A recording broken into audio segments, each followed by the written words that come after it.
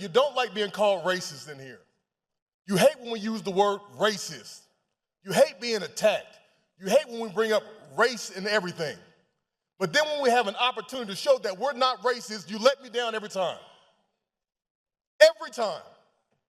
And I sit here and we talk about our families, we talk about our kids, we go on trips together, and then we talk about not using our state dollars to go to white supremacy programs, and then we table it.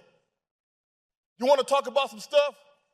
Let's talk about how they just took almost $7 million from the College of Charleston because they want to help black kids.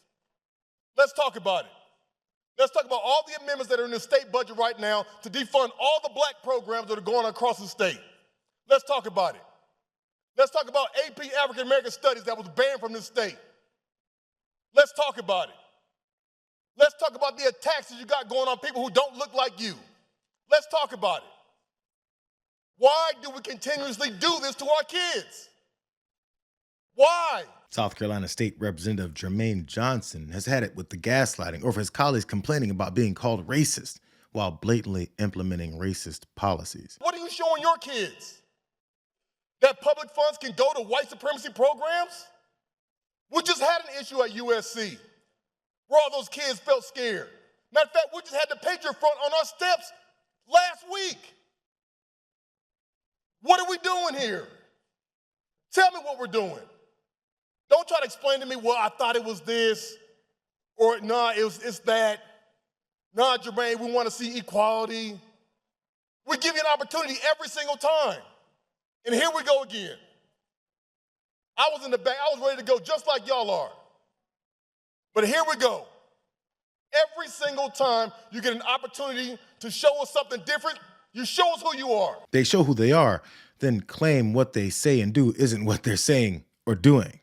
But every once in a while, the mask slips and they reveal their real feelings on white supremacy. We would have an annual threat hearing, and my ranking member would always be bringing up white supremacy, which, I condone. I condemn, but...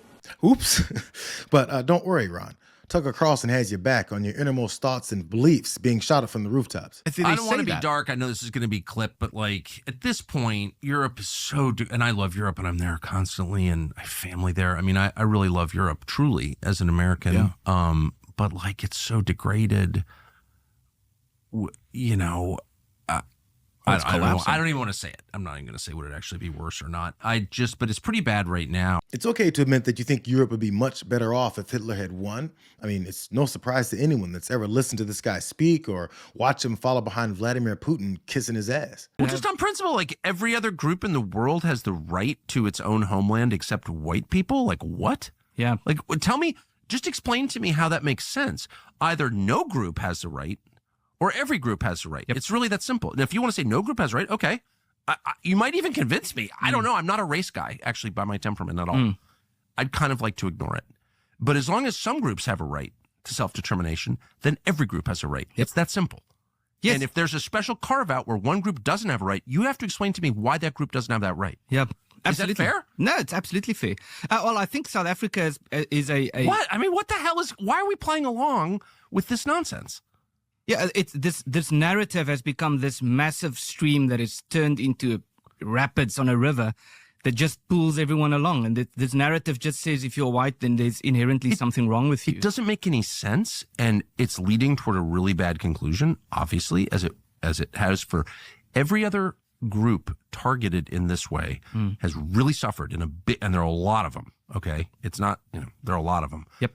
And it never ends up well. It is weird that Tucker conveniently ignores the fact that just about every other group that he deems inferior to him, that somehow has their own homeland to themselves, has been invaded and murdered by, displaced by, criminalized by the kinds of white folks that felt that they were superior.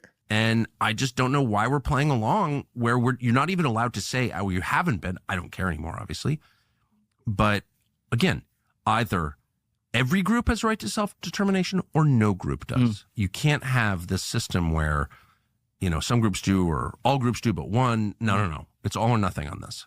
Yeah, well, I can guarantee... Tell me how I'm wrong. No, Well, I can guarantee you that when I get back home, I'm going to be in a lot of trouble for this interview. It's Well, I don't know why though. I mean, like, what's the counter argument? I don't really get it. Like, what is the counter argument? There's only one group on the entire face of the planet that doesn't have the right that every other group has. Like, tell me how. it's No, really I mean, like, bizarre. maybe there's a good answer. I'm waiting for it. No, well, we don't know what the answer is. So there is no answer, and so because there is no answer, the way that uniformity is maintained is just through threats. Like, shut up. Yep. You're a bad person. No, first of all, shut up and you're a bad person aren't threats.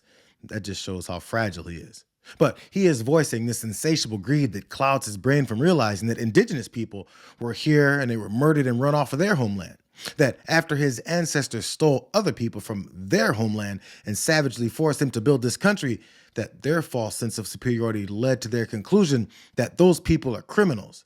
That when the descendants of enslaved people formed their own thriving communities, superior-minded white folks went back to their roots and attacked and terrorized those areas with the full backing of the law, all for the sake of proving to themselves that they're superior. It's an odd obsession that flares up whenever white supremacists are being challenged by societal shifts that are no longer interested in buying their bullshit. The same energy applies to misogynists, homophobic, transphobic, and religious types that are convinced their religion is superior to others. So here in America, MAGA has decided to combine as many of the falsely superior-minded people as they can and get them all jazzed up for a good old-fashioned hate fest. But they can only get away with what everyone else lets them get away with. And on this question of DEI, I think the thing that we can do is just call it out every single time for what it is. It is white male supremacy. Every single time they say DEI, say what it is. And they aren't even trying to hide what it is. They aren't even trying to hide what it is. Within hours of that plane crashing, they basically came out and said the reason that this country isn't safe is because we have women and people of color working in airports and the FAA. They're not even trying to hide what they're doing here. At West Point, they shut down all the ethnic clubs except for the white European ethnic clubs. They're not trying to hide what they're doing. So don't let them get away with this. Call it out for what it is, because people do not support that. They are not down with white male supremacy, right? They're not on board for an all-out attack on the idea that the only people who can do jobs in our government are men of one race. It is just not where the bulk of this country is. So don't let them get away with what they are selling. Call it out for what it is.